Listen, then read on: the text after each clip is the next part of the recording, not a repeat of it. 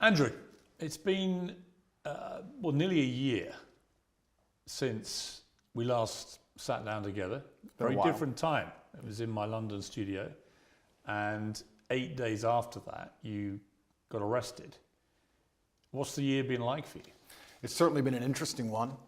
I've been constrained this entire year. I spent 93 days in a Romanian dungeon, 5 months locked in my house, and now I'm restrained within the country of Romania. So it's certainly been a turbulent time. The moment you got arrested, it was all pretty dramatic. The video came out, the world saw it, a lot of people smashing into your home. Did you have any inkling, warning that something like this may happen? I knew it. I kept saying before I was arrested on every single podcast I did, I said, you get 3 lives in the world. The first life, they're going to cancel you. They're going to slander you. They're going to delete your access to social media so you can't defend yourself. The second life, they're going to try and put you in jail for no reason. And if you continue to speak against the power, they're going to assassinate you. I knew I was on my second life. I kept saying it. I knew it was coming. I didn't know the bullshit reason they'd use, but I found out once I was in a cell. When you were arrested, you don't speak any Romanian at Zero. all. And they didn't speak English to you. Correct. So you were taken to a cell. You had no idea what they were alleging you'd done. I was arrested on the 27th of December, so because of Christmas and New Year's and other problems, they couldn't even translate my paperwork for 2 weeks. So for the first 2 weeks I was in a prison cell, I had no idea why. I was given papers in Romanian. I could read human trafficking, I understood, but I was like, human trafficking who, when, what? None of this makes sense. I waited 2 entire weeks inside of my cell before I was given an English translation, and then I realized exactly how ridiculous the whole case was. Just to clarify, I am accused of helping my friends get big on TikTok. That is what I'm accused of. I told some girls I know how to post on TikTok to become viral when I was at the time the most viral person on the planet. And they are saying I'm a human trafficker for that reason. It is insane. Well, we'll come to what you've been accused of. It's more serious than the way you've categorized it, but we'll come to that. There is a lot of speculation that the reason the Romanian authorities knew that you were back, because you were en route, I believe, to Dubai for a New Year's Eve party, is that you were interacting with Greta Thunberg on social media, and you had a pizza in front of you which came from a well-known Romanian pizza store. Is there any truth to that? I don't think so. I think that they know where I was. A lot of people knew where I was, and they had instructions from higher up to teach me a lesson. I was on my second life, and that's exactly what I'm going through right now. There's an irony to your situation, because you always said the reason you came to Romania was precisely because you thought you could avoid being in this situation. Well, I loved Romania, and it's a strong Christian nation with strong traditional values. I want a life where I'm left alone by government. I don't believe in big government. I'm trying to avoid that. It felt like Romania was a place which was very safe societally, and the government was not too interested or involved in people's lives. But things change. Also, your freedom and your ability to speak the truth is heavily correlated to your insignificance. When you become large and people start listening to what you say, you soon realize you no longer have freedom of speech. And it doesn't matter where you are on the planet. If they decide you must be assassinated, you will be assassinated. You in jail, what was that like? Romanian jail is not English jail. Describe it. What was the cell like? I have to be careful what I say because I don't want to insult the Romanian justice system, which I'm still beholden to. However, it's exactly as bad as people would expect it to be. Luckily, it was in the winter, so the cockroaches were not too bad. It was also during Ramadan, so I didn't have to eat so much, which was helpful because of the situation. I think the most stressful thing about it is I had no idea how long I was going to be in there for. I was dragged from my house. I was given papers in Romanian. I didn't know why I was there. I found out why I was there, and it was garbage. I couldn't seem to get out. I could have been held for years. It's very stressful, and the best thing you can do is turn to God and train as hard as possible. I did thousands of push-ups a day every single day. Were you in solitary in this period, 3 months? No, I wasn't in solitary the entire time. Sometimes I was by myself, sometimes I was with other guys, and sometimes I was with my brother. So, when you were on your own, were they keeping you in there for 24 hours a day? Were you allowed out? No, I wasn't allowed out. There was no yard time. It was 24 hours a day, locked in a single room, probably 3 or 4 steps large, and you do nothing but stare at the wall. And How many days did you do that for, on your own? 11, 12. I mean, that's a pretty grim scenario for anyone. Life's grim. For you, always being Mr. Confident, you've said, interestingly, that you wouldn't categorize what you were feeling as depression because you don't believe in the concept of depression. You and I have argued about that before. But it sounds to me, from what I've seen you say when you've talked about this, that was pretty close to depression, what you were feeling. Life's grim. And if you want to be a superhero, you have to understand in every single superhero movie, he is losing for 80% of the movie. He's going to suffer for the majority of the movie before he wins at the end. I've always wanted an exceptional life, Piers, and I'm not a coward. And I knew that by telling the truth about certain issues, I was going to pay the price for it. So I won't say that I deserve to be in jail, but I certainly put myself in there by telling the truth to the populace and telling the truth and living. But when you're on your own in that cell, what were you thinking? It's a long time to self-reflect, right? It certainly is. And I think my number one concern when I was in jail, despite the fact that my situation was dire, were my concerns as a man and all the people I have to take care of, and my children and my family and the people I pay for and all the people who work for me. And truthfully, I wasn't worried about myself, I was worried about everybody else. And I think that's the true masculine frame. Did you get emotional? Did you shed tears in your cell? I'm an emotional man. I think men are hyper emotional. We just have to control it. I was extremely busy inside of my jail cell. I had lots of push-ups to do. I was very concerned about the people on the outside. I was trying my best to get out.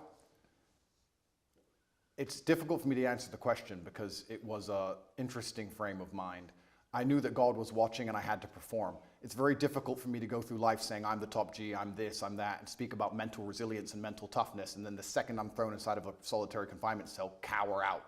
I'm not that person. There's some other people who talk about mental toughness and want to give advice, and when bad things happen to them, they end up addicted to prescription drugs. I'm not a coward and I'm not a liar. No, but it would be perfectly natural to be emotional in that scenario, and there's no shame in admitting that. I was emotional. I missed people. I missed them, and I knew they missed me. So I felt a strong sense of missing. But you cried. There were tears that ran down my face, but I did not cry. I mean, that's crying. I would disagree. Because you're worried about admitting that. You think it sounds Absolutely weak. not. That's a perfectly fine scenario to cry in, but I think the act of crying is an act of desperation. To sit and to cry is an act in and of itself. To do push-ups, thinking of your children with tears running down your face, but you're concerned with finishing as many push-ups as possible within that day, I do not consider that crying. I consider that tears running down my face. When you found out what they were alleging you'd done, sexual assault, exploitation, and so on, what did you feel about that? What was your first reaction? My first reaction was, the standard playbook. The standard playbook for anybody who speaks up against power is sexual exploitation. Isn't it the normal one they go to? Can't we name like 10 or 15 people right now they hit them with this exact same garbage? Name a full-grown man who's 36 or 37 years old who's not had sexual relations with a woman at some point in the past. And the way the Matrix works is they lie by omission, right? They just hit Russell Brand with it. I think they hit P. Diddy with it this morning. Julian Assange just got hit with it. He's still in his cell. But lots of people get hit with these allegations and it turns out to be true. A lot of people get hit with them and they turn out to be false. So. Yeah, but you're sort of trying to make out all the people you just named are innocent. You don't know that. Of course I don't know that, but a lot of people get hit and it turns out to be false. Why would you assume they're innocent? Well, I'll tell you why. Because the way the Matrix operates is it chooses something which is heinous. If they accused me of drug dealing, nobody would care. They choose something which is heinous, so the process itself is a punishment. So they damage your reputation throughout the process, regardless of whether it's successful or not. Then what they do is they lie by omission. They throw you in a cell and they contact everyone you've ever interacted with. 2,000 people I know were called, and they were looking for one person to say they're a victim. By the way, they failed. They did not even find one. But if they did, they would then say, Andrew Tate's victim, he's a sexual assaulter. And they would remove the testimony of the 1,999 people who said, I'm a very nice man. Lie by omission. And then they put together this entire package, use the mainstream media to convince the world that you deserve to be in jail. And that is how the Matrix operates. I mean, to be clear, I don't know if you're guilty or not. I do. You're perfectly entitled to say that. And you know, right? Of course I know. But I don't know. And I will await any trial that comes to see what comes out of the trial and see what happens, right? So I'm not going to prejudge the trial. I'm not going to judge you and say, I think you're guilty. I don't know, right? We are where we are. You've been charged with serious crimes and it's likely you'll face a trial and we'll see how that all plays out, obviously. Going back to jail, how were you treated by other people? Everybody in jail was extremely apologetic to me. All of the staff, the police officers, everyone who worked in the jail, the person who served me my meal, everybody was very sorry for what happened to me. They made it very clear they knew it was garbage, and they were apologetic. That was the only vibe I could give you. They were kind of like, listen, you got too big. I'm sorry. This is how things work. And sorry, here's your meal. Nobody had any real problem with me. None of the prisoners had a problem with me. Did you get into any fights? There was a couple scenarios where violence could have occurred, but I think once people realize that violence is a certainty and that you do not operate under a fearful realm, they often aren't so interested. So people threatened you? I wouldn't say they threatened me, but they would have liked to have got the opportunity to threaten me. And what happened? And they realized that would have been a bad decision. And all in all... Well, what did you say to them? Because you don't speak Romanian, so... I didn't, you're right.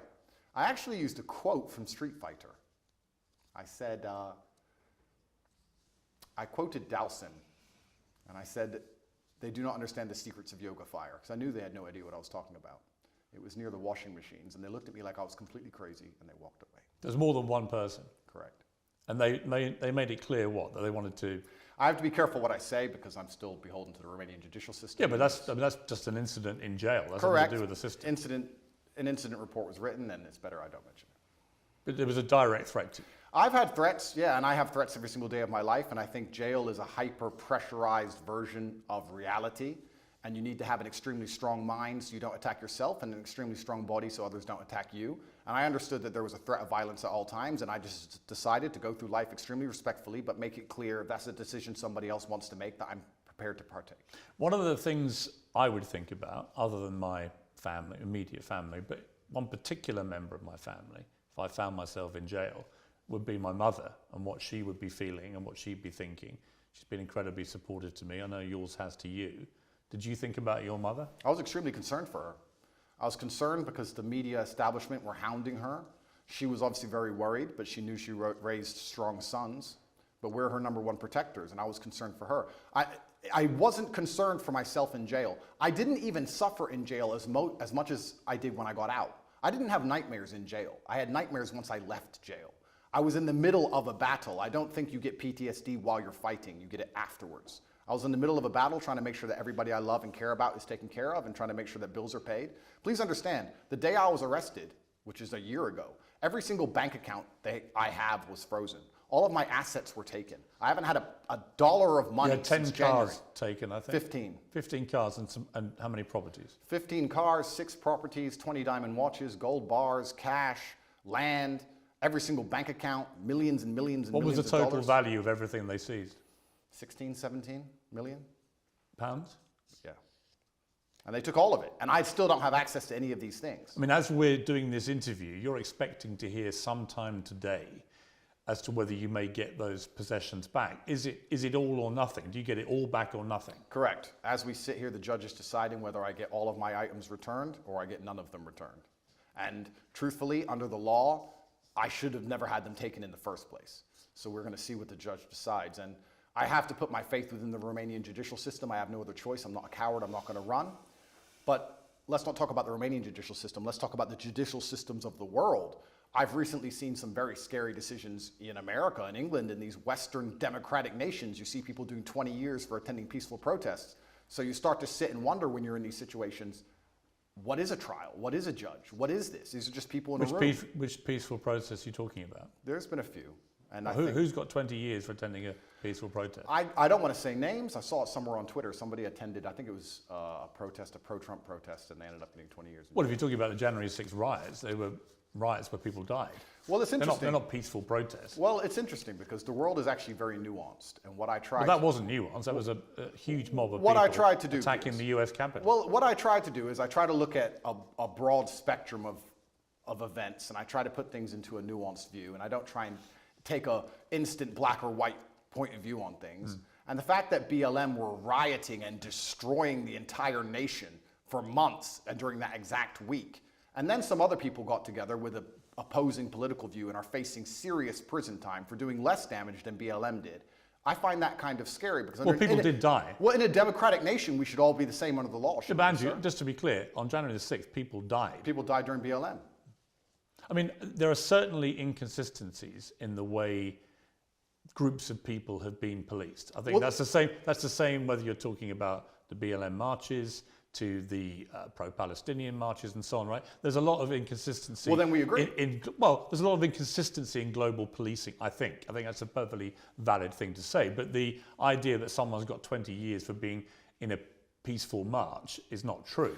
The ones who've got the lengthy prison sentences have been held account for serious crimes. I'm not even condoning January 6th.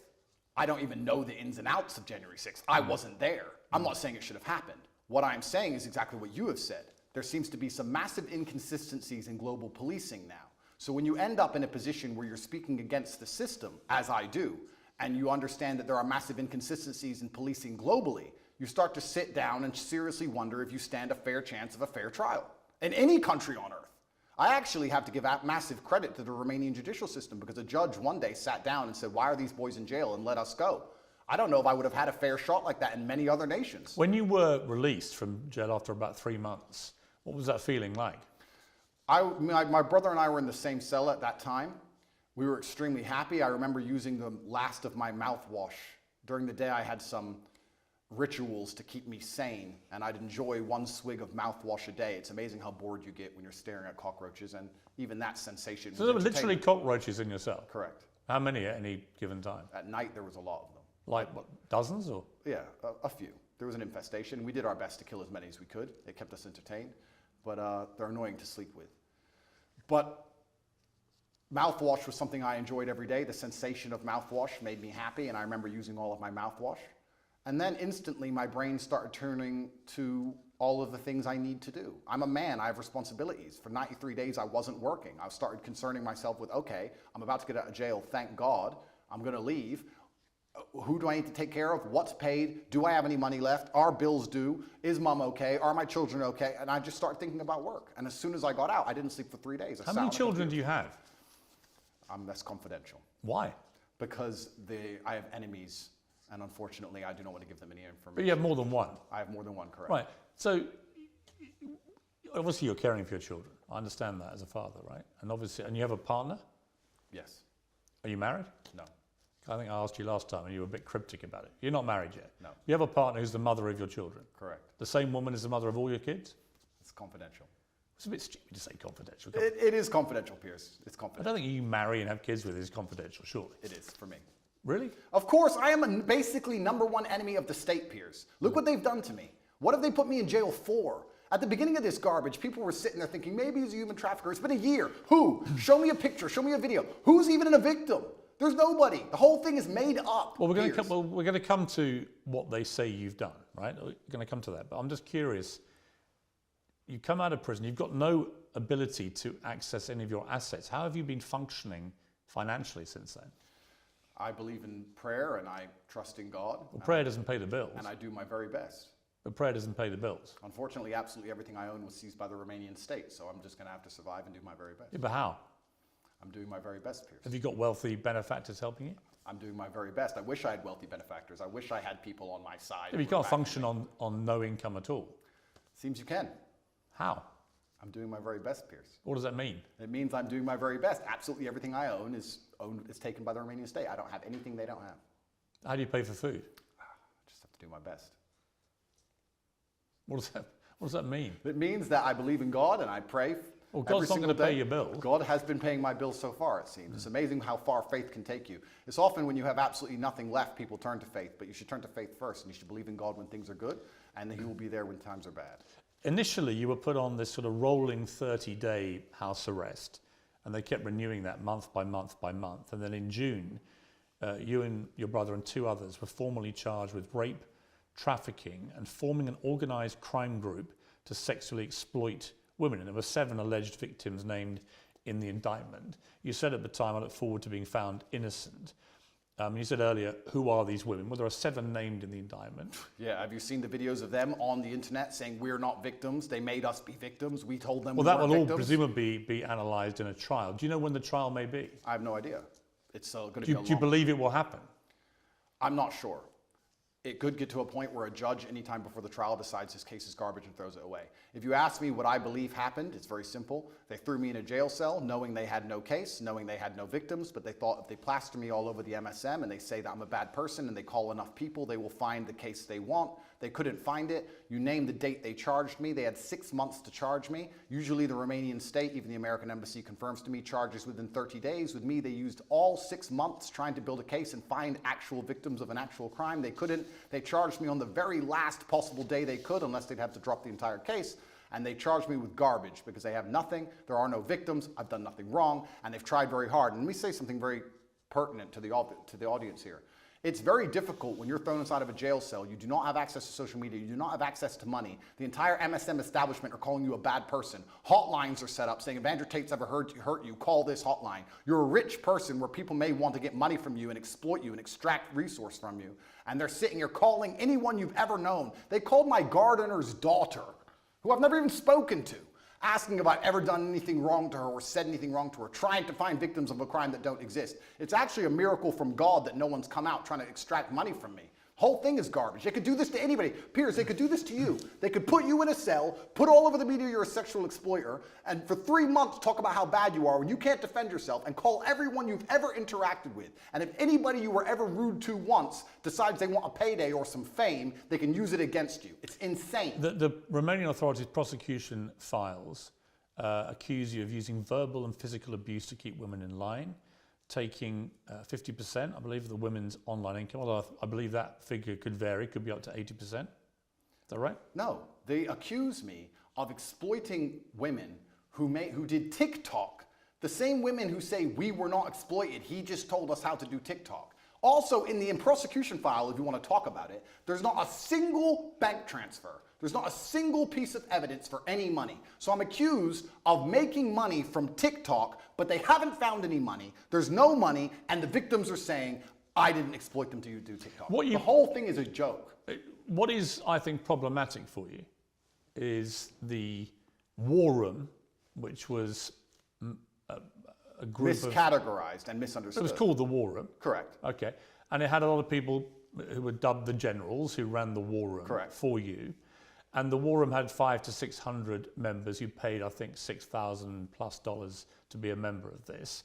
And when you saw the logs of the web chats between people from the war room to each other, a lot of it made disturbing reading. Were you disturbed by it when you read that? Firstly, a lot of that is bullshit. A lot of that's fake. Secondly... You think that literally those logs are fake? Absolutely. Secondly... But the BBC verified them. The BBC verified them, or they're the same people who verified the vaccine. Those people, they're liars, firstly. A lot of them are fake. Secondly, were you disturbed by anything you read? No, because none of it's real, firstly. Secondly, there's 4,000 members in the war room. Thirdly, the war room is about masculine personal development. We talk about fitness, making money, strength. We talk about very important things. There's 4,000 members inside. If you're telling me that amongst 4,000 members with 24-hour chats 7 days a week for the last 5 years, they've managed to find 2 guys talking locker room talk, and that somehow offends the world, then nobody understands how the world works. That's not why I was in jail. It's nothing to do with the war room. I was in jail because I spoke against power, because I told the truth about COVID, because I told the truth about the war in Ukraine, because I told the truth about all of these things. I don't understand why people would want to put you in jail for giving your opinions about COVID or Ukraine. Why would they? Why wouldn't they? Well, why would they? Why would they say that Andrew Tate's opinion is so important on Ukraine that we have to put him in jail? I don't buy that. Okay, because I was the most Googled man on the planet, and I had a huge affinity with the most troublesome demographic for the Matrix, which is the young masculine youth, the people who you need to die in wars, the people who you need to psyop into being slaves to build the roads while telling them that they're not allowed a point of view and they're not allowed an opinion on anything.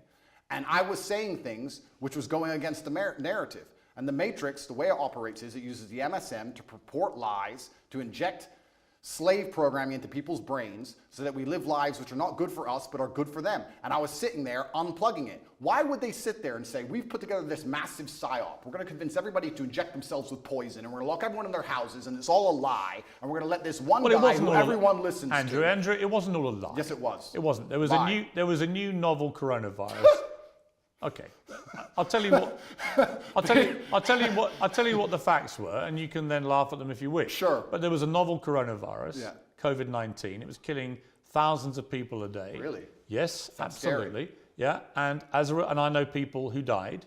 Who doesn't? I know people who died before Corona. Fine, I'm sure people died of lots of things, but it was killing exponentially thousands and thousands of people, and then vaccines were developed at very high speed, and they managed to save, in my estimation, millions of lives. You may not agree with that, absolutely, but those are facts as assumed by the body of scientific and medical experts in the world. The body of scientific and medical experts, you mean the Matrix? I could get... What is the Matrix? The Matrix are a bunch of people who can come up with studies from the sky to say anything they want them to say, so they can use the MSM to purport garbage inside of people's minds. So you end up locked in your house, clapping for the NHS like a performing seal, injecting yourself with experimental poison for the 9th time.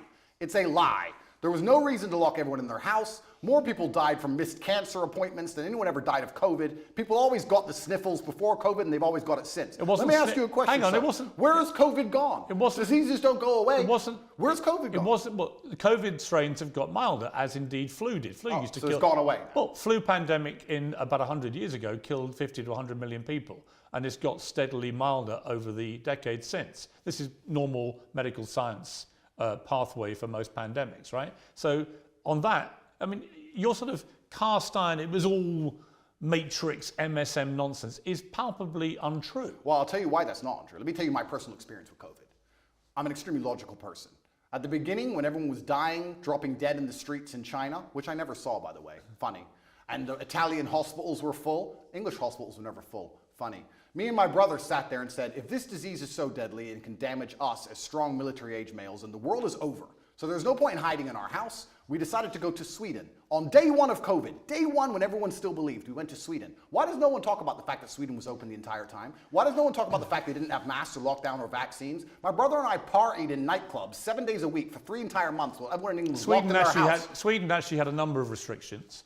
Not when I was there. It was open. Not as draconian as we had in the UK, and there are certainly legitimate questions to ask about the scale of our lockdowns. I think people panicked. They saw what was happening in Italy, which had the second best medical healthcare system in the world, and people were dying in massive numbers and the hospitals were overrun. So people may have panicked. Did you hear about the guy who died in a motorcycle crash and it was a COVID death? Did you hear about that one?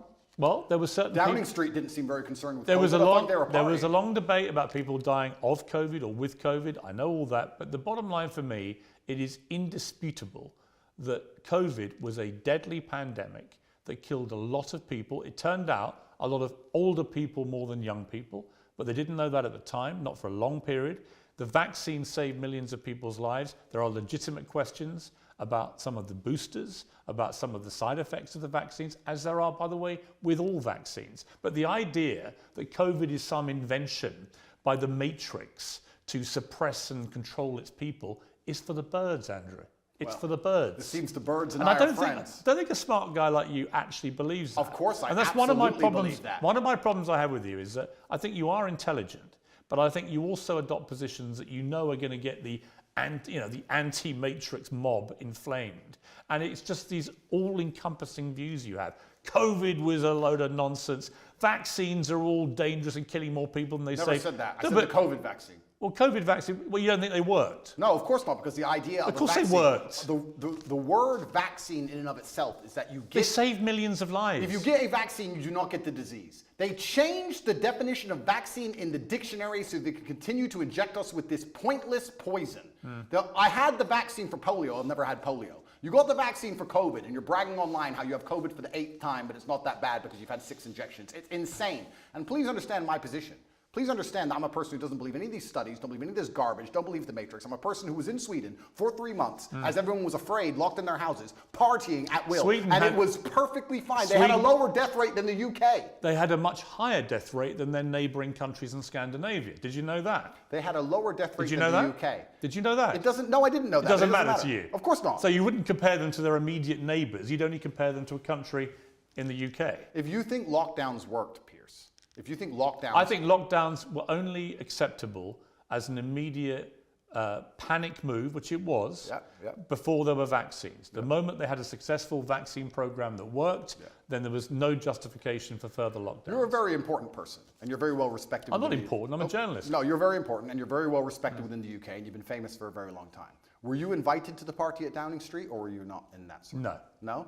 Oh, that's a shame. And I thought the behaviour... Because they seemed very concerned about COVID on the TV, and by the way, they didn't seem to give a shit as soon as the TV was on. I thought that was disgraceful. And I thought Boris Johnson and the people working at Number 10 who were having those parties, when I had friends of mine who were literally saying goodbye to their mothers on FaceTime on their phone because they weren't allowed in to see them. I knew people in care homes where it ripped through and killed a third of the people in the home in 2 weeks. And the desperation that people felt. I had a cousin who lost his father who couldn't go and see his dying wife and so on. It's disgusting. There were terrible stories. It's criminal. Terrible stories. It's disgusting. So let me ask you a question as a professional, because we're both adults and we're both very smart. As a professional, which is more likely, that The government believed COVID was deadly and everybody should be truthfully afraid and locked in their houses, but because they had this spirit inside of them and they couldn't resist the idea of a party, decided to risk their lives to party, or they lied on the television trying to scare everyone and enslave them and lock them in their houses, knowing it's garbage, knowing it's a lie, and not caring, and had a party behind everyone's backs so they didn't think they'd get caught. Which one is more likely as a professional, as a logical human? Why don't we just agree that they were a bunch of rank hypocrites, stupid people who were behaving utterly selfishly, to the extent that the Queen, when her husband, Prince Philip, dies, is in the church on her own, in a mass, with none of her family around her after losing a rock of 70 years. And it turned out the night before, Downing Street had, I think, 2 parties, including a karaoke party. I think that was shameful and disgraceful. Well, so we can agree on that, right? We can agree on that, and we can wake up and start to realize, oh, maybe the government doesn't care about us. Maybe the government lies to us. Maybe they tell us things and try and scare us, but they don't actually care themselves. Maybe all they are is hypocritical, self-interested people. Maybe they are. Maybe they use the MSM to purport their lies, to keep everybody enslaved while they do whatever they want, and that is the matrix in and of itself. And if you speak against it and people listen to you, I'll repeat this. Your ability to speak freely is directly correlated to your insignificance. If you're as big as I was, the most Googled man on the planet telling the truth, you will pay the price, Piers. And that is why I was locked in that cell. And I do not regret it, because I live true to God. I'm not going to sit here as a coward and not tell the truth to people for as long as I live until they put a bullet in my head. Let me ask you about the lover boy method. So the suggestion is that you and your brother and others, let's talk about you, that you deploy the lover boy method, where you would make women fall in love with you. You would then persuade them to do webcam stuff, right? TikTok. Okay, but wait, let's call it webcam stuff, right? No, let's not call it that. The indictment is about TikTok. Okay, what would you make the women do? Or what would they do with you? I don't make anybody do anything. Okay. In fact, let's talk about the lover boy method. So it's very interesting. Let's imagine the Matrix is pissed off with a said individual who's telling too much truth and everybody is listening to him, and they decide they're going to attack him with sexual assault claims. They say, he's making women do, well, we found conversations where he gave advice on how to go viral on TikTok. He's making women do TikTok, but he isn't being horrible to them. He's not hitting them. He's not being mean to them. So what can we do? Let's use the lover boy method. If I was abusive and mean, they wouldn't say lover boy method. Do you know what lover boy method means? Being nice. He was nice and polite and kind, and they really liked him as a person, and he told them how to do TikTok. But that's not what the lover boy... He's a lover boy. Of course it is. Andrew, that's not what the lover boy method is. Absolutely it is. The lover boy method is where perpetrators woo victims with the prospect of a loving relationship until they can be forced into abusive situations or a form of slavery. This is garbage. That's actually what it means. The lover boy method is being nice to people so that you work together, effectively what they're trying to say here. I was nice to girls who asked me for TikTok advice, and they sang us the lover boy method. I didn't beat them into doing TikTok. I didn't force them. I didn't threaten them. In fact, I was like, yeah, you're very pretty. You can be pretty famous. Was there any element of coercion? How can there be an element? What does that even mean? Let's be professionals here. What does that even mean? What do you think coercion means? I was coerced into this interview. You came along to me and said... You weren't coerced into this interview. Yes, I was. Or don't tell me. The bullying Piers. MSM said, Andrew, you've got to do an interview. No. And I'm going to fly all the way to Romania to do it. You didn't do that. Favor. You used the lover boy method. You said, sir... The lover boy method? Yep. Andrew, this is going to be a very interesting interview. We had a good one last time. You're a nice guy. We have some interesting conversations. I didn't say you were a nice guy. I'm going to come along. Wait a minute. We're going to make some money from this interview. Wait a minute. Money will be made from both sides. Wait a minute. You lover boyed me and you stole the profit. Just to be clear, I've had no conversation with you about this interview. And the conversations I've had with your intermediary were very professional. And I said, I would like to do an interview with you. Were you nice? I'm always nice. Loverboy. You can't believe you used niceness to loverboy me because this is a profitable enterprise and I was coerced here. I make no pretense that I've come all the way from London to Romania to interview you because, yes, I want to do it on my show and that will clearly benefit me and my show. Am I a full-grown consenting adult who decided to do this show? Yeah, but you're not being coerced into doing this. Am I a full-grown consenting adult who decided to do this show? Yes. Okay, so I wasn't coerced, correct? But what's that got to do with what I've asked you? Because you were nice to me and you're saying that... I wasn't nice to you. I didn't even talk to you. Being nice is the loverboy method, and that adults have no personal responsibility. And I wasn't nice to someone; they become your slave. I wasn't nice to you, and I didn't call you a nice guy. I feel loverboy. I feel loverboy. Do you? I'm sorry. Well, I'm sorry. It's fine. You had a website, Hustlers University, offering courses teaching husbands and boyfriends how to get their partners into webcam. Absolutely false. The Hustlers University, which you can go to now, actually, we've changed the domain, it's university.com, is a school which teaches modern wealth creation methods. We teach people how to make websites, we teach people e-com. Why did you call it a PhD pimping hose degree? No, you're talking about an old video which was made satirically. Why did you call it that? Oh, that was satire. Of course it was. 9 years ago, the internet was a very different place. And if you're going to sit here and say, oh, 9 years ago, you said stupid things on the internet, it's not a gotcha moment because every single person has. So have you. No, but you'd be very... So have you, because you advocate for the vaccine, sir. So yeah, you absolutely. said stupid things on the internet. Yeah. Life, that's how things go. It's satirical. I also said I'm an astronaut. Do you believe I've been to the moon? Because I haven't, believe it or not. Hustlers University teaches children how to make websites, and There's only one reason I'm asking you. Advice. Only reason I'm asking you. You've repeatedly said in interviews since you were arrested that you have never categorized yourself as a pimp. You don't think you're a pimp, right? Well, what about all the rappers? Did you ask Ice Cube if he's a pimp and a murderer and a drug dealer? I'm not Jay-Z sold crack. I'm not interviewing them. I'm asking you whether you have at any stage in the last 15 years been a pimp. Of course I've not been a pimp. I've said I'm a pimp. I've said I'm an astronaut. I've said I'm a cowboy. I've said I'm the strongest man in the world. I've said I'm James Bond. Throw me in jail. Are you just... Put me in jail. Okay. I deserve it. 9 years ago, I made a joke on the internet. So here's my question. Are you a fantasist? I'm not a fantasist.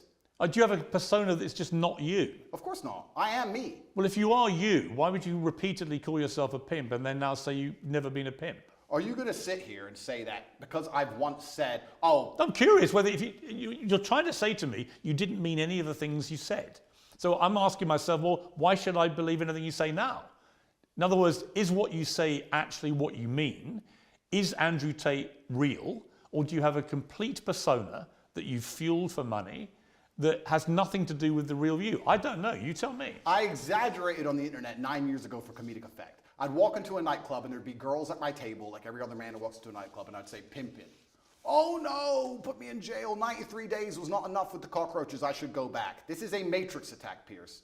Every single person, every single man out there has done things worse than I've done. In fact, I will argue, if you put 99.9% of men through the level of scrutiny I've been through by multiple federal agencies, you will find a lot worse than him saying he was a pimp on the internet 9 years ago. You will find actual genuine crime. And I've done nothing. I live true to God. This is all garbage and it's not real. Like I said to you, I don't know if you're guilty or not. I do, okay. And I am not guilty. No, it's a matrix attack. I want to be clear to you, I'm not preempting your guilt. I've come here with a completely open mind. You've been charged with serious offences, but I am not going to judge you because I'm not a judge. This is not a courtroom, right? But it's interesting to me that one of the biggest charges against you is that you're a misogynist. And you've always said, I'm not a misogynist. And then the last time I interviewed you, you said, well, I may have said some things that may have been misconstrued. But even in the last week, you've tweeted some stuff, which I'm not even sure if you're aware as you tweet this stuff, how it sounds. Read it. Okay, let's read. This is quite a long one. Sure. But I think it's important to read it to get a sense of how you view women. Absolutely. Any woman I date does not have a job. Okay, so the woman you're with doesn't have a job? No. Okay. Do you date other women? Sometimes. And your partner's fine with that? Obviously. Yeah? And you're fine with that? Why wouldn't I be? Well, you think it's fine to be dating other women when you have a mother and a I think we're kid? consenting adults and everybody can make their own personal decisions. Okay, fair enough.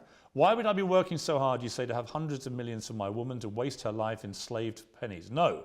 I will give you a life you can never ever afford. Private jets, 5-star hotels, new cars, endless spending money and diamonds. You will be rich because you're praying for me every day and protecting my spirit. I work in the physical world, she works in the spirit realm. Women shouldn't have to work because being a good partner is a full-time job for a woman. She has to look good. All the beauty treatments are time intensive. Not about money, it takes a lot of time. She has to train every day and stay in fantastic shape. Shop to look amazing next to me. I know there are some men who do 100 times more than this on a daily basis, but women are not as organized as men, and achieving anything significant causes them huge amounts of stress. Yeah. They need to have huge sections of their day empty to waste, or they will have a mental breakdown. True. And do you want a woman who's stressed and angry after the commute, unshaven and exhausted? Or do you want a Barbie doll who's always smiling and saying thank you because she did her nails and brought you Prada that day? As a man, unless you're a loser, you're already filthy rich, right? You can get endless sex anyway. Girls are easy. So what can a girl give you? Happiness, vibes, always smiling. Take the edge off a stressful life. Can she always be happy if she's been working all day? No. Just to wake up at 11, gym till 1, one appointment and some shopping. dress beautiful by 7 p.m. for you to finish working and tell you how strong you are. No matter how pissed off you are, just to always be laughing and smiling and writing you little notes about how you're perfect. And just to be playful and funny. She can't do that if she has a job. So your job is being my girlfriend, and now you're a millionaire. Congratulations. Behave and aim for the promotion to wife. The reason I read all that in detail was, I don't think you understand quite how that comes over, because I think that is the purest definition of misogyny I've probably ever read. Well, I don't think you understand. One, especially when I'm talking about the fact that women can't handle what men can do, etc. One, it's slightly sarcastic. There's a sarcastic tone. So do you mean any of this? I mean all of it. Any woman I'm with, I will provide for because I No want to woman protect should her. work. They should spend all day beautifying themselves for you, right? And they might get promoted to wife. This is Your my job is being my girlfriend. Correct. There are hundreds of millions of women around the world who do a good day's work who still manage to be a very good wife or partner. Right? Agreed, completely. But it's my So life. why would you encourage a whole generation of young men? I mean, I've got to be honest, since our last 2 interviews, before you were arrested, I would say every single day I have young men, teenage boys, maybe early 20s, coming up to me asking about you. It's gone on every day since I interviewed you. I'm very aware of your reach. I'm very aware of your influence. And whenever I've been asked about you, they say, what do you think of him? I said, I don't really know. I find myself agreeing with 60 to 70% of the things you say. And I do, because I think a lot of the stuff you say about empowering young men to be confident, to work out, to take care of themselves. To have enough money to not force their woman to work. Right, but that's the bit. That's the bit where when you stray into that kind of language, particularly in the detail where you reveal what you're really thinking, the kind of pathetic, soulless life you want for these women. Where does it allow for being a mother, for example? Absolutely, that's How does a mother of your children manage to find time for being a mother in this routine of love and devotion to you? How does having a job give her time to be a mother? This gives her all the time in the world to be a mother. One, it's slightly sarcastic, firstly. What do you mean? Well, Do you mean can tell by the tone. Do you mean you don't mean it? No, I mean it. Well, which but bit? it's slightly sarcastic. Well, sarcasm for comedic effect. sarcasm means you don't mean it. No, I mean it. But it's slightly Well, you sarcastic. either mean it or you don't. It's either sarcastic or it's not. I mean every single word. But this is the conundrum with you, Andrew. Sarcastic. This is the conundrum with you, right? It's not a conundrum. If you'd let me explain, it's not a conundrum at all. You tweet. And also, you what's very tweet this. interesting, I tweeted this out. I get thousands of women Yeah. begging me, inboxing me, saying, finally a man who understands he needs to provide for a woman so she can be her best self. Right. This is exactly the kind of life that will allow No, women to there become a are mother. definitely women that will absolutely love to be So why don't you treated like are they this. misogynists? No, but what I think they're people who just basically, it's the old sugar daddy thing, right? They want to have a rich guy who's going to pamper them and take care of them. They don't have to do a day's work. They just have to make Being a themselves good partner look is good a for day's you. work. Well, so you say. Yeah. But it also, the language that you use here seriously diminishes women who do work. You make them out to be, well, you're not doing your job as a partner or wife. You should be doing your job, which is just to devote yourself to his pleasure and making him Well, happy. it's actually interesting you say that because I'll put a lot of the fault of this on men. Let's if you want to gender the argument, let's do that. I think that a lot of the reason why women can't live this life, if they so choose, if you're a woman who decides to work, then go to work. I don't care. But if you're a woman who decides she wants to retire, it's because she can't find a man who could provide for her at this level. Do you think when a woman marries a billionaire that she wants to go get a job in Starbucks? Because in my experience, when they marry extremely successful men, they don't want a job. I'm sure Ronaldo's wife isn't begging to go work in IKEA. Actually, No, Ronaldo's wife works very hard. she works for herself, which is different. And her family. Of course, Yeah. which is different. She's a hard-working woman, actually. Absolutely, because being a fantastic partner and having a bunch of children is a bunch of hard work. And she also finds the energy to have businesses on the side. Fantastic. Right. But you So don't what we're want, saying here, no, but you don't want women to have businesses. no, I'm saying if you're with a man of my stature, you don't have to work. Now, if I met a perfect woman and we were together and we were happy. When you say a man of your stature, with respect, right now you have no income, no possessions, Correct. I'm and you're completely facing flat broke. serious criminal charges. I mean, I'm not quite sure what stature you think you're currently selling, but it ain't great. Okay, well then it's a shame all those women inboxed me after I put that tweet out saying, I've got we no- agree with you. I think you should interview I all met of a them for woman their yesterday who, when I misogynistic said I views. was coming to interview, was immediately like, "Oh, can you put a good word in for me?" Of course. Sure, you have a definite appeal to a certain type of woman. There's no question. I think providing for a woman if I was financially is a man's responsibility. If that means I'm a misogynist, then I'm a misogynist. no, I think so you that- accept you are a misogynist. No, I think a man should provide for a woman financially, completely and utterly. If she wants to work, if my partner were to say to me right now, I really feel like getting a job, it would make me happy, then I'll say work. But she doesn't have to. Her job is looking after the children, looking after me, and being as happy as possible. If you think I'm a bad person for saying, if you actually read that, read the subtext and context. I read it all out. Okay, good. Then you'll understand what I'm saying. You know I did. You heard it. Absolutely. So what I'm saying is, I am a man. My life is stressful. My life is pain. I go to jail. I suffer. I have to deal with making money. I have constant, endless headache. I do all of that so I can give you everything, but then I get to have you. Your job is to be happy. I want you to smile. I want you to look your best and feel your best all of the time.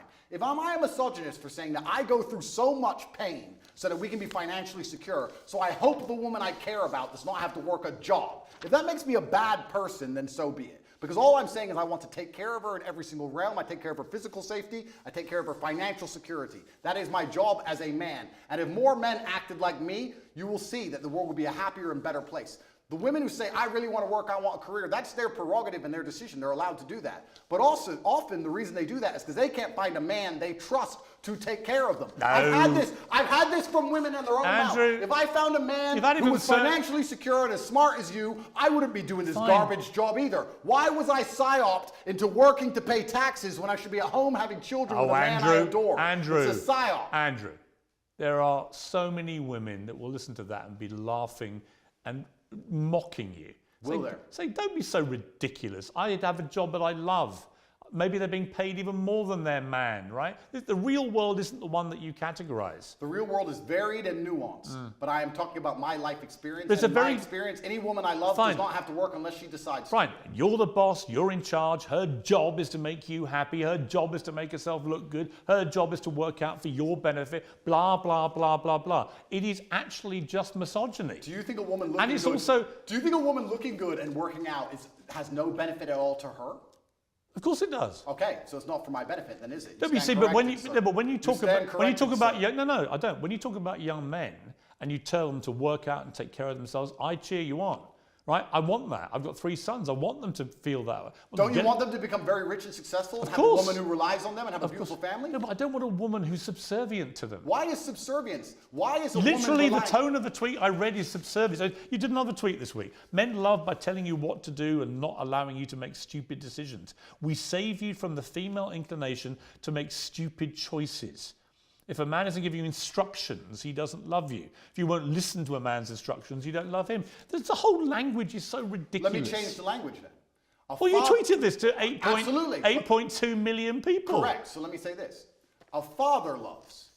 Let's say instead of a man loves, let's say a father loves. A father loves disciplinarian. That's how a father will love you. A mother will say, oh, I hope you're happy, hope you're doing okay. But a father will come along and say, no, don't do this. You must do it that way. That's incorrect. It has to be this way. A father will discipline you because a father feels he knows best for you. It's the masculine essence of love. When a man loves, he shows that he cares via degree. There is a massive difference between a relationship between a father and a child and between a man and a woman in a relationship. Completely. And I'm not sure you quite get that. No, there is a difference. But I would argue, Piers, in the happiest relationships, it's a traditionally masculine role in which the man plays and provides. The female is traditionally feminine. The man is the head of the house, not in an abusive way, doesn't beat her up. I'm talking about the man being the head of the household, like I would like to believe you're the head of your household. And he comes along and says what happens and what doesn't happen because he's the man of the house. No, that's not. That's actually not how most households operate now. Well, then it sounds like we understand why the entire world's a mess. Because only 10 years ago, that's exactly how the households operated. There was a man of the house, and now we have no longer any clear defined roles. There's no longer a man of the house. You want to talk about knife crime, kids doing drugs, the crime rate, all of these problems. You want to talk about all of the societal ills we face. Perhaps it's because we don't have any men in the house anymore. Perhaps we need to bring the man of the house back. And the man of the house will come along and be a disciplinarian, and he will make the set rules and the creeds of that house. He will say, within this household, we don't take drugs. That stands for the woman I am with, the children who we have birthed. Nobody takes drugs in this household because this is my house and I'm the man of the house. So it sounds to me like we need to bring it back, sir.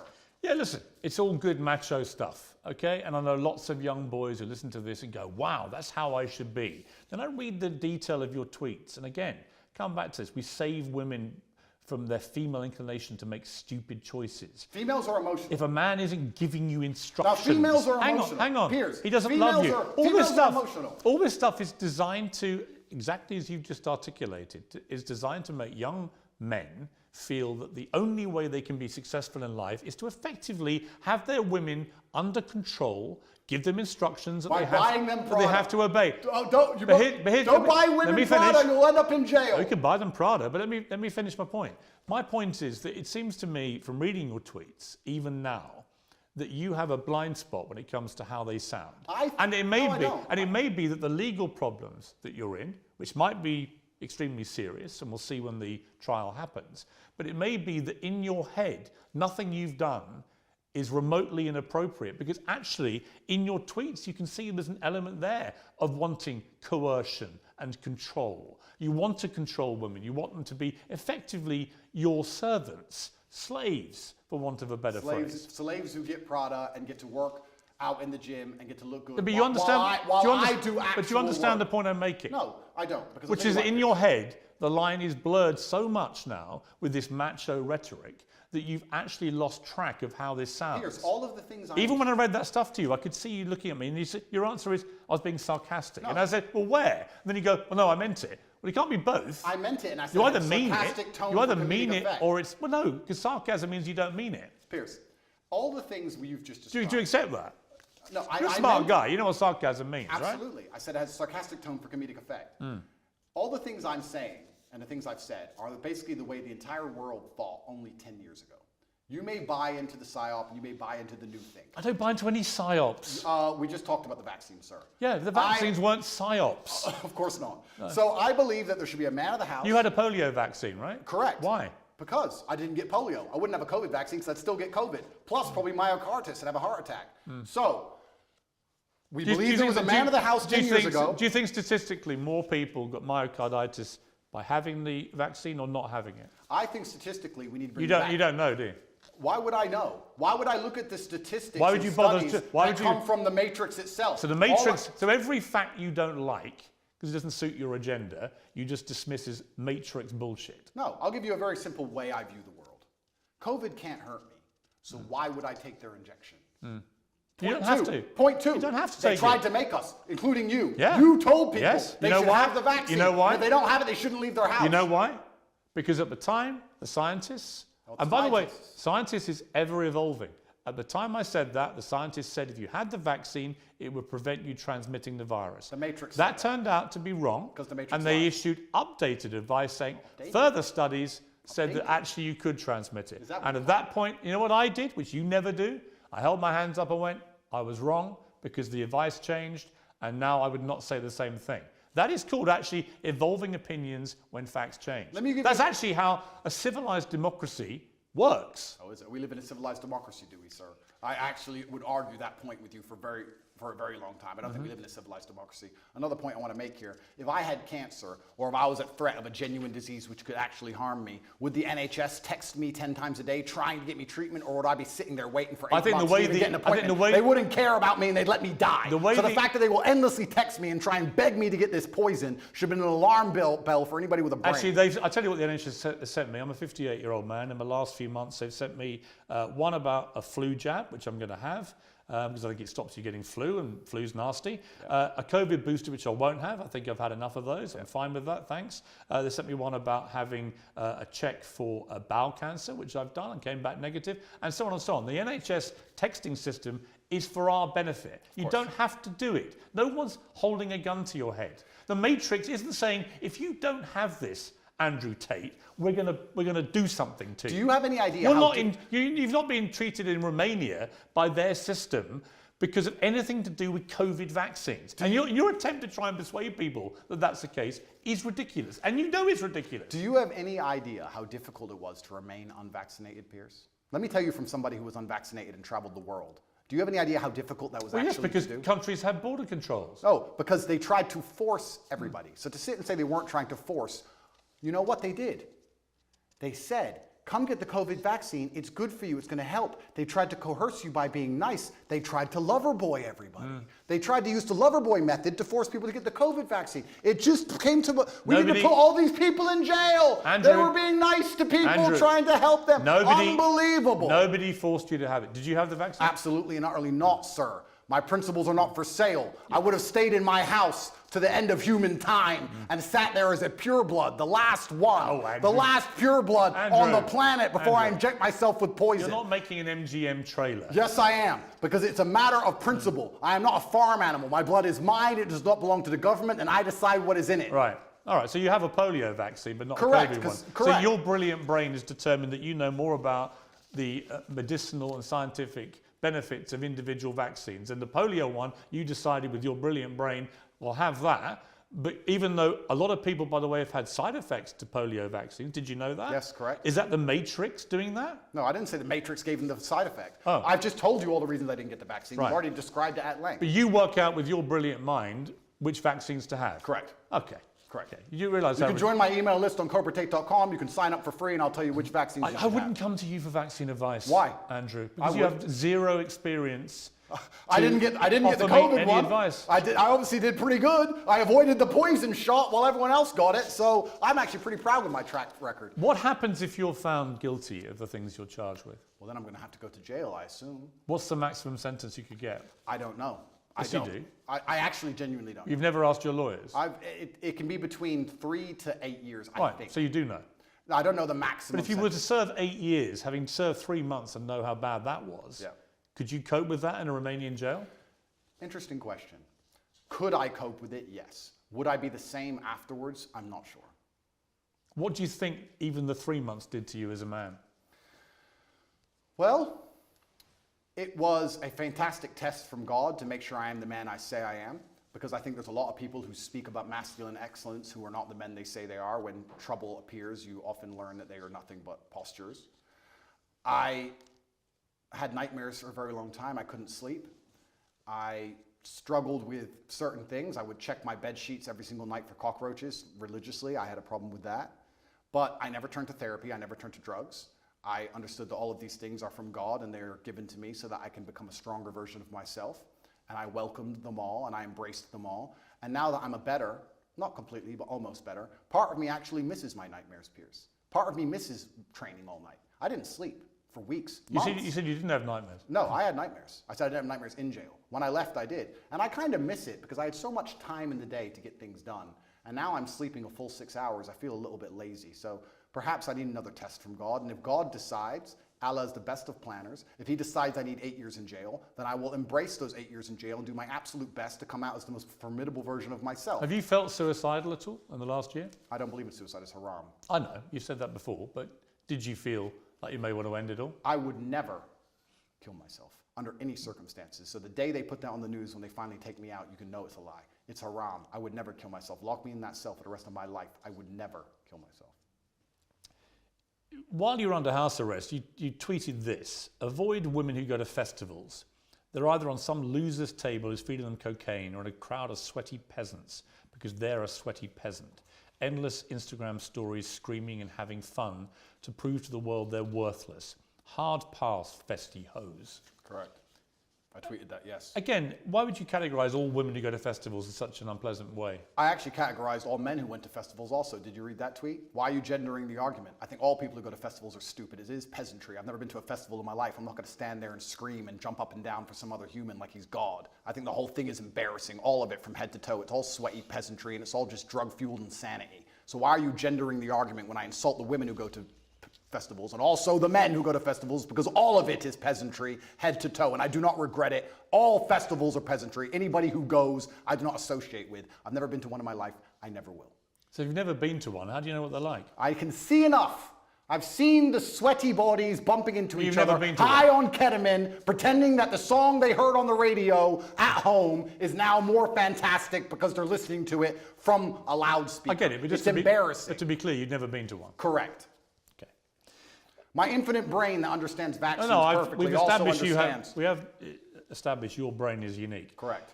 You tweeted a picture of Amanda Holden, very good friend of mine. It's a very harmless picture. She's in a bikini on holiday under a rain shower, looking extraordinarily beautiful. In a sexual pose. And you tweeted, you are a wife and a mother and you're far past a teenager. There's no need for this post. Agreed. Again, it's just misogynist to say that. It's not misogynistic. Why can't a woman of her age, she's just turned 50, why can't a woman of that age actually show off her beautiful body in a nice bikini like that. What's wrong with that? You can call me crazy. You can call me misogynistic, but I think once you reach the ripe age of 50, any woman should not be interested in thirst trapping on Instagram. I think she has bigger responsibilities. I'm sure she's a very intelligent lady and she's done amazing things. She's famous. She's obviously very capable. And I think she could do things more interesting than standing around trying to thirst trap on Instagram like she's 18. Because I think she's above it. I wasn't insulting her. I was reminding her that she's actually such a fantastic person. She's done such amazing things in her life and she's so achieved that she's actually above thirst trapping. I was reminding her of her worth because as a feminist, we're all feminists here, right? We all believe in women empowerment. I'm reminding her of her worth. Are you a feminist?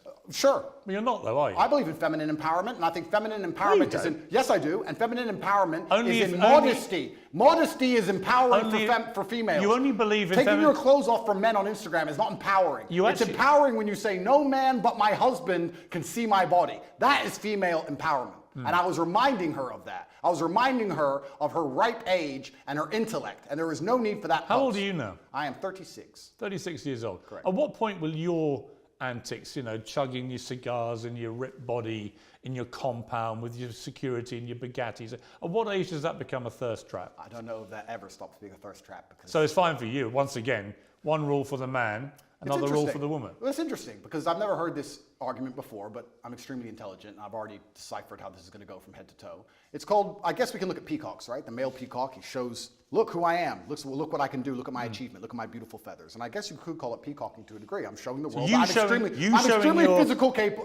physically capable. Yes, that's correct. I'm extremely financially successful. But you stripping off for Instagram is fine. It's not stripping off for Instagram. I'm boxing. When you box, you have no top on. You do it all the time with your cigar and you're showing off your ripped body. That's fine for you. But if Amanda Holden dares do it, that is apparently thirst trapping. I think me boxing with no shirt on is different than a 50-year-old woman posting. You don't just box. I've seen you doing ones where you wander around all moody with your cigar and you're topless and stuff. So fine for you. Are you a fan, Piers? No, I just think it's thirst trap.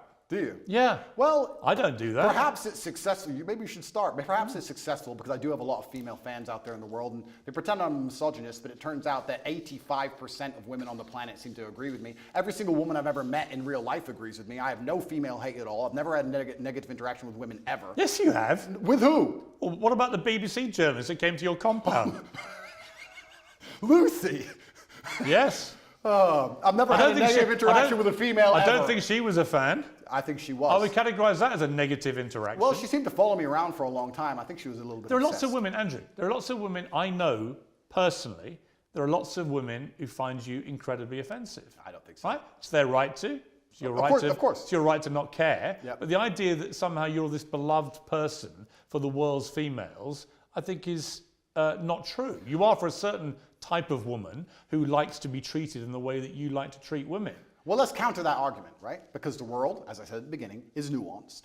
Am I beloved by all females? No. But when I'm sat here with someone as prestiged as you who says you're a misogynist and you hate women and women hate you. I think you talk in a way that is misogynistic, yeah. Okay, well then you make it sound like all women hate me, and that's also not the case. Of course, it's a nuanced argument. I didn't say all women hate you. Some women agree with me, some women don't agree with me. When I said that post about Amanda Holden, a lot of women said, Andrew, that's actually completely correct. She's extremely famous and there's no need for her to be posting pictures like this at her ripe age. I was actually empowering her. I believe that female empowerment is in modesty. But you don't actually believe in feminism. I believe in the idea of... You believe in masculinity controlling women. No. They have to take instructions from you. They have to do what you tell them. And that is actually what love and relationships are about. No, I believe that men and women have different roles. I believe that we were created differently by God because we are the perfect team. I believe that a man who's in his masculine frame is best suited by a woman who's in her feminine frame. I believe when we work together, we can achieve amazing things, whether it's raising children or preserving society. And I believe a man has certain jobs and a woman has certain jobs. You don't understand this about the things I say. When I said there that women make bad decisions in the tweet you referenced earlier, the point I was making is that women are more emotional than men. That is their superpower. That is fantastic. That is a great thing. I love female emotionality. In the tweet before you tried to use against me, I was talking about how I love a woman to be happy all the time, smiling all the time while I'm stressed. I love female emotionality. The reason women are better with children, women are better with children is because they're emotional. That is their superpower. That's not what your tweet said. In a position... You're not even remembering what you wrote. Of course it is. I said women are more emotional than men is exactly what I said. I'm saying that is a fantastic thing, but there is no light without dark. So in certain situations, the emotionality is positive. In certain situations, the emotionality is negative. We can also argue the same for men, because what happens with me is everyone tries to gender my arguments. We can actually argue the same with men. Stoicism. Male stoicism is positive in certain scenarios. It can be negative in others. We can come across as unempathetic or not care because we're stoic. I mean, I know but in certain people, situations, it benefits I know us. people who've told me that their kids who are in their late teens, they're at schools where the name Andrew Tate is banned. Nobody's allowed to mention your name because the teachers think that your brand of masculinity is so toxic, they are seeing an immediate effect on the way that young men behave, and not in a good way. Is that what the teachers think, is it? Yeah. Well, I am actually genuinely concerned by the fact that I've been banned from schools when I do nothing but preach masculine strength and excellence. But then if you actually understand how the society is going and how the world works and all the insanity they're trying to push on all of us, I can understand why they've banned me, because I speak the truth. If I was wearing a wig, Piers, and lipstick, and telling young boys to remove their genitals, would I have been banned from schools? No. They would have said, no, you can say his name, no problem. No matter how big I got, if I had a wig on and lipstick and I had been castrated medically, I would be allowed to talk to the young boys. But as soon as I say you're supposed to grow up and get big and strong, and if your wife doesn't want a job, you need to pay for her, it's your job as a man, you better find some money, then I'm the public enemy number one. Garbage. On that last point, you don't say if a woman doesn't want to work, a man should take care of it. You say a woman shouldn't work. I say my woman won't work. Right. I'm talking about my personal experience. I said any girlfriend of mine, because I'm in an extremely fortunate financial position. I was before Romania took everything, of course. I have hundreds of millions of dollars. So because I am in my position, I would not want my woman to work. I think there's more important things she can do. If you have hundreds of millions of dollars, where you said you had a worth of 17 million. No, I said they took 17 million. Piers. So where's the rest? They must have taken it. I think they have it. Or maybe I lost it. I think I lost it somewhere. You've never had hundreds of millions of dollars. Of course not. You haven't, have you? Of course not. You said they took all your assets. Exactly. Well, did they or didn't they? Of course, they took everything. I mean, they'll be watching this. Are they to assume that there are hundreds of millions more dollars they haven't got yet? No, they're watching this. That's right. They take absolutely everything. You have it all. Right. But again, is that all just the smoke and mirrors? Is that all just the top G stuff that you play up to, which is has no bearing on reality? I was the most Googled man on the planet. I was the most relevant man amongst 18 to 35-year-old males, which are the highest earning and spending people on the planet. Do you really think that I can't pay my bills, Piers? Right now, yeah. Okay. Someone's paying them for you. Correct, you're right. Someone's paying them for me, you're right. My girl's got a job. She works at Starbucks.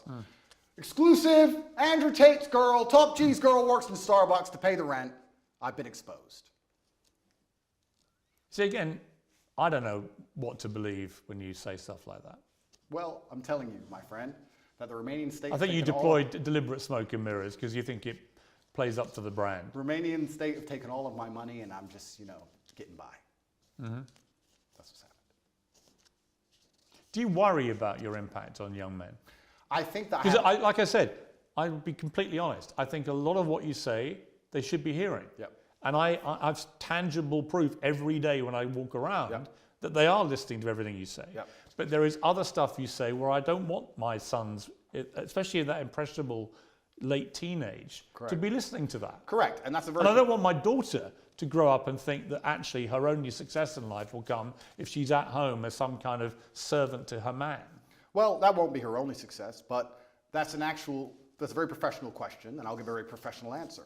I have a massive responsibility. With great power comes great responsibility, and I understand that young men do listen to everything I say.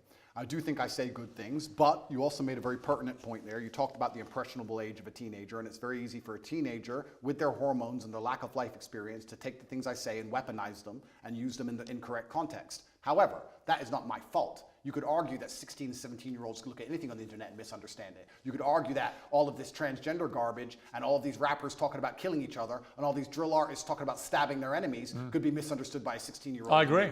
So that's not my fault. However, on that I totally agree. Okay, so I have a massive responsibility. And you are held to a different account, actually, to a lot of those rappers. Absolutely. Right? There's no question. I mean, the far swing is when John Legend rewrote the lyrics to Baby It's Cold Outside because apparently encouraged sexual assault, but wouldn't say a negative word about any of the disgustingly misogynist and actually very violent lyrics of his rap friends. Absolutely. That to me is total hypocrisy. And it is hypocritical. However, unlike all of these other people, I have taken into account my massive power and my massive responsibility, and I try to make sure that I use my words as carefully as possible so that they cannot be misconstrued or misunderstood. Can I make sure that no teenager on the planet who listens to me ever misunderstands me ever? No, I can't do that, but I am doing my very best. What do I actually talk about? What do I actually say? What I do is I come along, and let me give you the broad overview of my message. You're a man, so your life sucks. It's always going to suck, and it's going to be pain. You're going to do nothing but suffer. You're going to suffer as a nobody, or you're going to suffer the pain it takes to become Actually, great. most men don't have that. But you're going to suffer as a nobody, because trust me, nobody suffer. Or you're going to suffer the pain it takes to become great. Life is not supposed to be a happy picnic. You're supposed to get up, work hard, dedicate yourself, get strong, get rich, go through whatever it takes to become somebody of significance. That's my overall message, and I believe it's a positive. You haven't got to get rich to be happy. No. In fact, most of the super rich people I know in life are incredibly unhappy. Really? So you're setting a kind of false dream. Well, A lot of rich people are miserable. Have you ever seen a rich person give And a their lot of money people away? who have very little money can be very happy. Have you ever seen a rich person give their money away? Yes, of course. Okay, do you give all your money away? Will that make you happier, Piers? I don't Do you want the Romanian state to take it all? I didn't smile that day. And let me tell you that the reason I tell about men to become financially successful is for two reasons. One, because you have a job as a man to protect and provide, and you can do neither of those things if you are broke. That's the first reason. And the second reason I actually preach to young men to become as financially successful as possible is a greater, broader reason. And I believe we've entered a very interesting stage in humanity where the matrix is finally cracked. 3 or 4 years ago, there were certain narratives you could not talk against. But with Elon Musk owning X, and now we have Rumble, we have a lot more information on the internet, people are starting to tell the truth about many different subjects. There's a whole bunch of them we can name. And I like the idea of people who are free thinking with a free mind, who are not matrix controlled, making as much money as possible because it takes money to win wars, and I want these people to be financially successful. That's why I tell all of my fans who believe in me to become as rich as possible, because they understand that everything the government does is lie to them. And we need finance. You use the word truth there. I don't think it's necessarily that people want to promote truth. They want to promote their opinions. Often people's opinions on facts can be very different. People can take the same set of facts to different opinions. Doesn't mean it's the truth, right? Well, that's true. But I don't believe in this my truth crap, right? Neither do I. But there are facts which have to be accepted. And you can have an opinion about them. You and I can disagree about all sorts of opinions, but actually not facts. Okay, but I can argue this point where the matrix comes out with a fact, and all the opinions countering that fact are censored and they are destroyed, then that fact becomes de facto truth because it's the only version of reality which exists to be ingested by the mind. So you still need varying opinions on all public. Do you think that what you, let's put it this way. Sure. You would have relationships with women and encourage them to take part in webcam sexual stuff? No. Well, actually, yes. Why are we going back to this? Because there's one question I want to ask you about it, right? And both sides made a lot of money, right? Okay. And in most cases, because they haven't complained in most cases, you would assume it was a mutually beneficial transactional relationship, right? I can assume that because thousands of women have been through this and most of them haven't come forward and complained about the way they were treated. It was transactional. But was it moral? Do you think what you've been making money from, park the illegality aspect to one side, do you feel it was moral? 10 years ago, I helped women promote their profiles on the internet. Correct. 10 years ago. Firstly, I have not been involved with it for 7 years. It's not how I make money. I haven't touched it for a very long time. 7 years is a long time. But you made a lot of money from it. I made some money from it a long time ago. How much? Some money. I can't even remember. Millions? Millions? Perhaps. Millions. You made millions of pounds. A long time ago. Well, hang on. It's important. You made millions of pounds from sexual webcam activity where you and the woman doing the webcams would make money. You accept that? No. What I did is... Well, that is how you made money. No. A long time ago, and I talked about this at length on many different podcasts, and I don't hide it. I said a long time ago, 10 years ago, I helped women with the tax side and the technical side and the promotion of their profiles. Well, they work for you. The promotion of their profiles on certain websites. And I said about this, and I said I haven't been involved with it for 7 years. The only reason this is even coming up again is because I'm monumentally famous, because nobody cares. We're in Bucharest. Well, no, it's not. Piers, we're in Bucharest, Romania. Do you understand that there is a video chat studio with girls talking to men online right there, outside that window? I'm sure. In fact, there's about 10 or 15,000 women in this city who do that job now. And the fact that I had I dipped my toe in it 10 years ago isn't even significant. I'm only asking if you think it's moral. Do I think it's moral? Because you speak in such a morally self-righteous way now. do you think that that was moral? Well, I wasn't religious back then, but let me sit and Because analyze. you're now, you converted No, to I'm- Islam. yeah, correct. You're a Muslim. Correct. They have, a code Correct. of behavior. Do you think that that fell short of I that have to code? answer as a professional. And as a professional, I would say, judging by my current code, no, I do not think that women being naked on the internet is moral. However, there is... So you made money immorally. You can admit that. It's nuanced like all things, Piers. At the time I was atheistic. I know that some of my girls talked men away from suicide. A lot of men are ridiculously lonely. I would also say a lot of the lessons I know about men and how they think and how lonely and sad they can be and how difficult life is as a man actually came from that era, because I saw a lot of very successful men with a wife and with kids and with money pouring their heart out to some 20-year-old they never met about how sad they were. I learned a lot about the world, and I know that a lot of suicide was prevented, and I made a lot of women millionaires. But would I do it now? No. However, I'm in a very different situation now. I'm a different person. I'm religious. I'm also extremely financially successful. Please understand, Piers, I come from Marsh Farm, Luton. I came from one of the worst areas inside of the UK. I could have stabbed someone. All of my friends were breaking into cars, breaking into houses. Most of my friends are in jail. What did I do? I promoted accounts on the internet. You made money. Didn't sell crack. Didn't sell drugs, didn't rob anyone, didn't shoot anyone, and now, because I am successful, I'm going to be held to this moral standard by people who grew up in fancy homes with white picket fences and went to private schools. Well, no, actually... I am from Marsh Farm, No. Luton, and the biggest crime I committed was completely legally promoting internet profiles. Right. There are people around me who did far Actually, you're worse only going to be held for far less. No, you're only going to be held to the standard of the religion you've converted to, which you've already When you take said, the Shahada, Well, hang all on, your former sins which you've are already erased. said would look at that as immoral. When you take the Shahada, all of your former sins are erased, and I actually encourage you to find the light and convert to Islam. Andrew Tate, thank you very much. Thank you, sir.